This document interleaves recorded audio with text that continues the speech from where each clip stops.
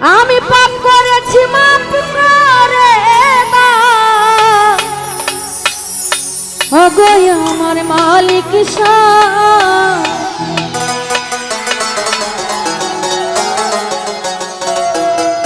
তুমি কাঙ্গাল জেনে মাপ না করলে আজ দাঁড়াইবার জায়গা না।